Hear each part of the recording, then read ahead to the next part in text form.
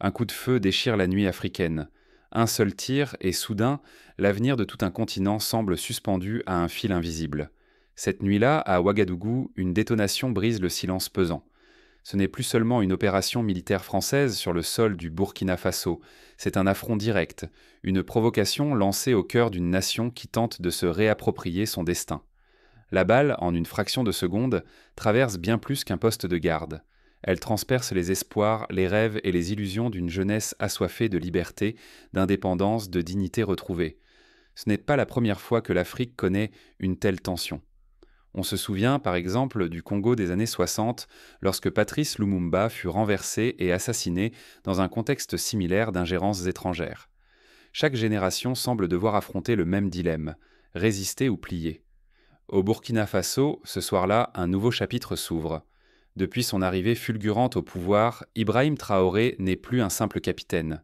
En moins de 2 années, il a cristallisé les espoirs d'une génération lassée de subir l'histoire écrite par d'autres. Jeune, charismatique, il incarne cette Afrique qui, depuis trop longtemps, refuse de plier sous la pression des intérêts étrangers. Face à lui, des puissances occidentales habituées à imposer leurs règles.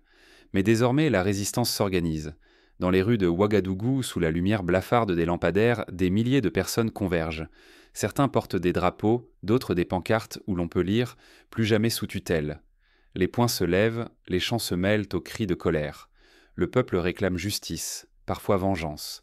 La scène rappelle les mobilisations massives qui ont suivi l'assassinat de Thomas Sankara en 1987. La même ferveur, la même détermination inébranlable. La planète entière se fige. Les grandes chaînes d'information de Paris à New York braquent leurs projecteurs sur Ouagadougou. Les analystes se succèdent, spéculant sur la réaction de Traoré. Chacun de ses gestes, chacune de ses paroles pèse désormais sur le destin du Sahel. Car cette attaque ne menace pas uniquement le Burkina Faso, elle fait vaciller tout un équilibre régional déjà fragile. Les souvenirs douloureux de la guerre d'Algérie, de la crise ivoirienne ou encore des interventions en Libye refont surface, rappelant à tous que la flamme du panafricanisme, si elle est mal canalisée, peut embraser la région entière. Si Traoré faiblit, hésite, c'est tout un rêve d'indépendance qui risque de s'effondrer. Le pays pourrait sombrer dans l'isolement, comme le Zimbabwe après la rupture avec la Grande-Bretagne, ou la Guinée de Sékou Touré après le non retentissant à la France en 1958. Mais si sa riposte résonne avec la force de l'histoire, il pourrait ouvrir une ère nouvelle, redéfinir les alliances et bouleverser la carte de l'Afrique de l'Ouest, comme l'avaient fait jadis les leaders de la décolonisation. Alors, au cœur de ce tumulte, une question brûle sur toutes les lèvres.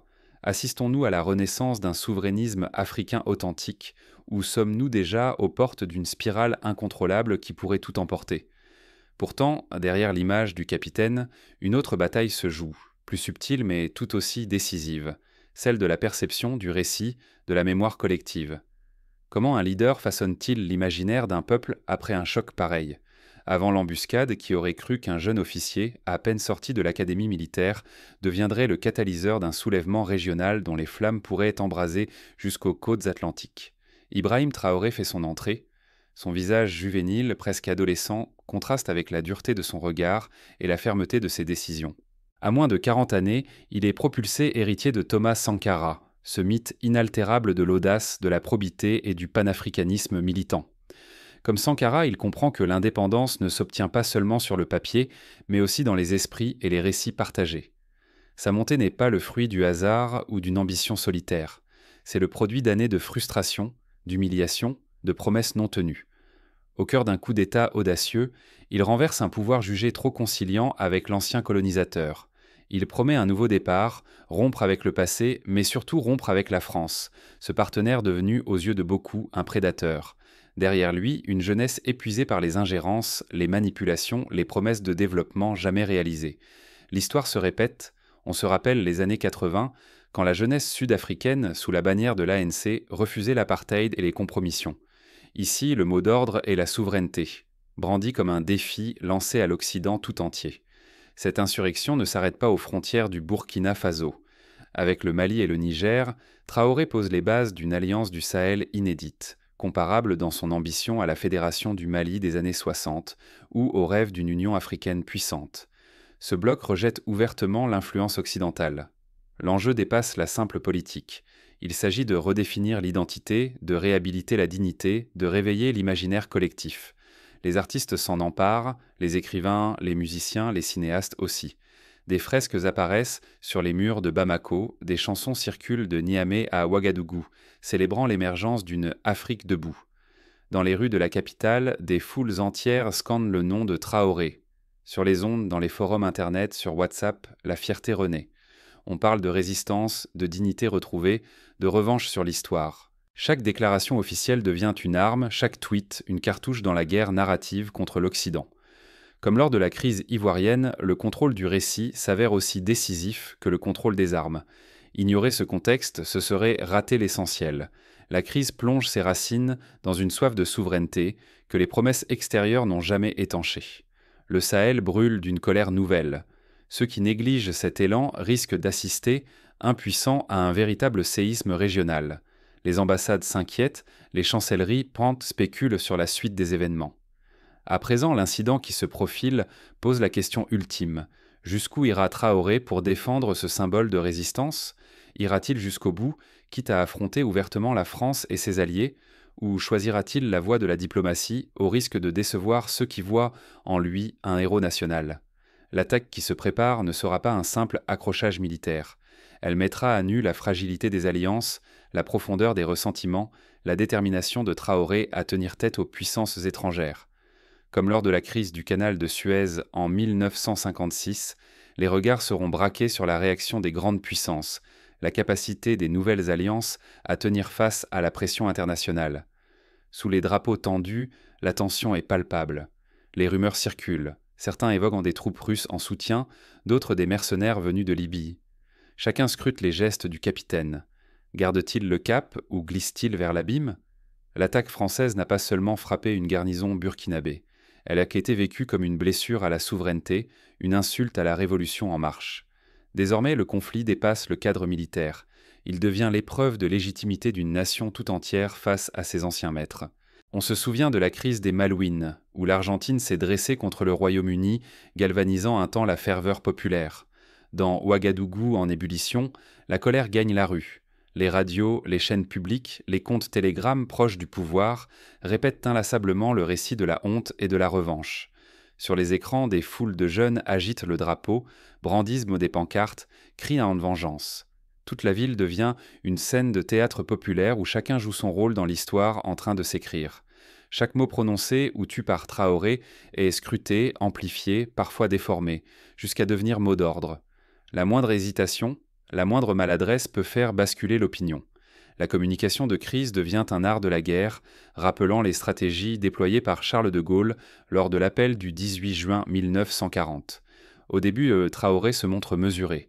Son visage est fermé, sa silhouette tendue par la gravité du moment. Mais bientôt, il tranche le silence à la télévision nationale. Le Burkina Faso n'appartient à aucune puissance étrangère. Ce défi solennel, presque une promesse d'antan, galvanise ses partisans. On entend dans ces mots l'écho de Kwame Nkrumah, premier président du Ghana, criant « L'Afrique doit s'unir ». À Paris, c'est le mutisme. Les autorités françaises, embarrassées, se réfugient derrière quelques formules sur la lutte antiterroriste. Ce silence contraste violemment avec l'explosion d'enthousiasme à Ouagadougou, mais aussi à Bamako et à Niamey. La solidarité régionale s'affiche. Des manifestants défilent, des drapeaux ouest-africains s'entrelacent, et sur les réseaux, Traoré devient l'icône d'une Afrique fière, décidée à ne plus jamais subir l'humiliation. Mais dans l'ombre, une autre puissance s'invite, la Russie. Par le biais du groupe Wagner et de conseillers militaires, Moscou offre une alternative à l'Occident. Des avions atterrissent discrètement sur le tarmac. De nouveaux uniformes, de nouvelles armes, de nouvelles méthodes de propagande apparaissent. Déjà, la géopolitique du Sahel se reconfigure à vue d'œil. On assiste à une nouvelle guerre froide locale, semblable à ce que l'on a vu en Angola ou au Mozambique dans les années 70. Face à cette recomposition, Traoré se retrouve à la croisée des chemins. Riposter militairement, au risque d'entraîner le pays dans une guerre dévastatrice, emprunter la voie diplomatique, quitte à être accusé de faiblesse ou de compromission, ou bien bâtir sa légende sur l'épreuve, au risque de fracturer une alliance régionale déjà fragile. Chaque choix porte en lui la promesse de la grandeur ou la menace de la chute, comme dans une partie d'échecs où la moindre erreur peut précipiter le chaos. Mais au-delà du tumulte, une bataille plus subtile et plus décisive se joue, celle du récit. Plus que les armes, c'est la capacité à transformer l'humiliation en légende qui décidera du destin de Traoré et de tout le Burkina Faso. C'est le pouvoir du storytelling, déjà utilisé par Nelson Mandela pour transformer 30 années de prison en symbole d'espérance. Alors que l'étau se resserre autour du capitaine et de la nation, une question brûle les lèvres de tous. Qui contrôlera le récit, et donc le futur du Sahel? Une nation s'embrasse d'espoir, mais à quel prix? L'enthousiasme populaire peut-il survivre au retour brutal du réel quand les difficultés économiques et sécuritaires referont surface? Ibrahim Traoré ne subit pas l'agression. Il s'en empare, la retourne à son avantage. Dans les rues de Ouagadougou, sur les ondes, dans les chansons, jusque sur les murs, il devient mythe. Sa silhouette brandie tel un totem galvanise la jeunesse, fait vibrer l'orgueil d'une Afrique qui refuse la soumission. Comme Sankara avant lui, il comprend que l'image compte autant que l'action. L'attaque venue de France, loin de l'affaiblir, lui offre un tremplin inespéré. Incarner la résistance, raffermir son autorité, rallier même les sceptiques. On voit apparaître de grandes fresques à son effigie, comme celle de Che Guevara à la Havane. Des slogans fleurissent, Traoré ou rien, souveraineté ou mort. Les médias d'État orchestrent la ferveur. Les réseaux sociaux s'enflamment. Les chants patriotiques résonnent des faubourgs aux villages les plus reculés, rappelant le rôle crucial de la musique dans la mobilisation pendant la lutte contre l'apartheid. Face à cette vague, l'opposition politique s'efface ou se tait. L'urgence nationale impose la prudence. La critique devient suspecte, la dissidence dangereuse. Un consensus fragile s'installe, bâti sur la peur de l'ennemi extérieur et l'espérance d'un sursaut national. Mais sous la ferveur affleurent en les fissures. L'inflation ronge chaque foyer, l'insécurité hante les campagnes. Le chômage des jeunes explose. Derrière les drapeaux, la vie quotidienne reste une lutte. Les frustrations et les colères n'ont pas disparu. Le pain coûte plus cher, le carburant manque parfois, les écoles ferment dans certaines régions. L'unité affichée masque à peine la précarité persistante. La ferveur populaire, comme un feu de paille, risque de s'éteindre si les conditions de vie ne s'améliorent pas. Le vrai péril guette, et si cette union n'était qu'un mirage? Lorsque l'adrénaline retombera, lorsque la menace étrangère s'estompera, les fractures intérieures risquent de s'ouvrir, plus béantes encore. C'est ce qui s'est produit au Zimbabwe après la vague d'enthousiasme initiale suivant l'indépendance. Si la ferveur faiblit, Traoré verra peut-être sa légitimité rongée et le pays glisser à nouveau vers la crise. L'épreuve décisive ne fait que commencer. Ce patriotisme sera-t-il le socle d'une émancipation durable ou un miroir aux alouettes destiné à masquer les failles du système? Les leçons de ce moment résonnent bien au-delà du Burkina Faso, car partout en Afrique de l'Ouest, des jeunes observent, espèrent ou redoutent la suite. L'onde de choc dépasse déjà les frontières. La scène internationale observe, inquiète ou fascinée. Les équilibres du Sahel vacillent et l'avenir du pays pourrait bien redessiner la carte du pouvoir en Afrique de l'Ouest. Les diplomates calculent, les multinationales anticipent, les ONG s'inquiètent pour la stabilité de la région. Et si le vrai pouvoir ne résidait ni à Paris, ni à Moscou, ni même à Washington, mais dans la main de celui qui sait forger les symboles, au Burkina Faso, la crise ne se joue plus seulement dans les rues ou dans les casernes, elle se livre sur le terrain invisible des récits. Ibrahim Traoré, face à la provocation étrangère, a su retourner la menace en opportunité, sculptant la peur en élan d'unité nationale. Il propose un récit puissant, résistance, refus de l'asservissement, renaissance panafricaine. Ce récit donne du sens, rassemble, galvanise. Mais il porte aussi ses ombres. Glorifier la résistance peut masquer les failles du système, étouffer les dissensions et reporter les réponses aux vrais défis. Sécurité, pauvreté, développement. Sous les drapeaux et les slogans, la réalité demeure incertaine. Ce double tranchant du storytelling intrigue les voisins. Au Mali, au Niger et même au Sénégal, les observateurs analysent comment Traoré mobilise le mythe pour renforcer sa position. La souveraineté moderne ne se limite plus aux frontières physiques. Elle se dispute aussi dans la capacité à imposer une histoire, à donner aux foules des raisons d'y croire. Celui qui maîtrise le récit façonne l'avenir. Mais ce pouvoir est aussi un piège. Pour la société civile, le risque est de se perdre dans la confusion entre mythe et fait. Agiter les symboles ne suffit pas. Il faut exiger des résultats tangibles, refuser la simple célébration. Sinon le récit devient propagande, aveuglement ou populisme prêt à dévorer ses propres héros. On se souvient du destin tragique de certains leaders qui, portés au nu, ont fini déchus faute de résultats. Mal utilisé, le récit peut entraîner tout un peuple dans l'illusion. À l'inverse, manié avec lucidité, il peut devenir un levier d'émancipation, sans sacrifier l'esprit critique.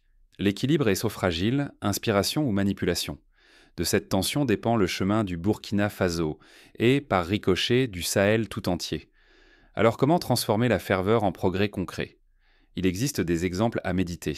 Le Rwanda, après le génocide, a su canaliser l'énergie nationale vers la reconstruction et le développement en misant sur l'éducation, la santé et la sécurité.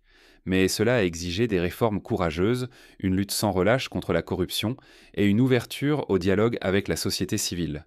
Le Burkina Faso peut s'inspirer de ces expériences.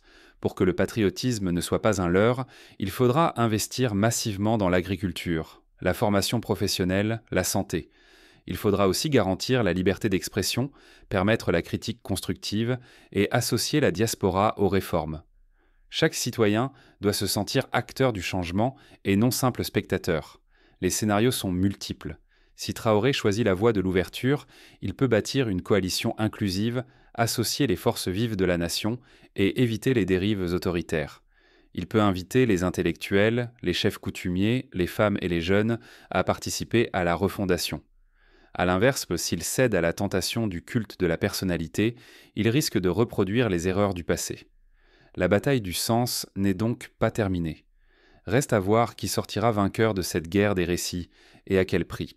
Déjà, des groupes de réflexion, des associations citoyennes, des collectifs d'artistes s'organisent pour proposer un contre-récit, axé sur la justice sociale, la transparence et la participation de tous.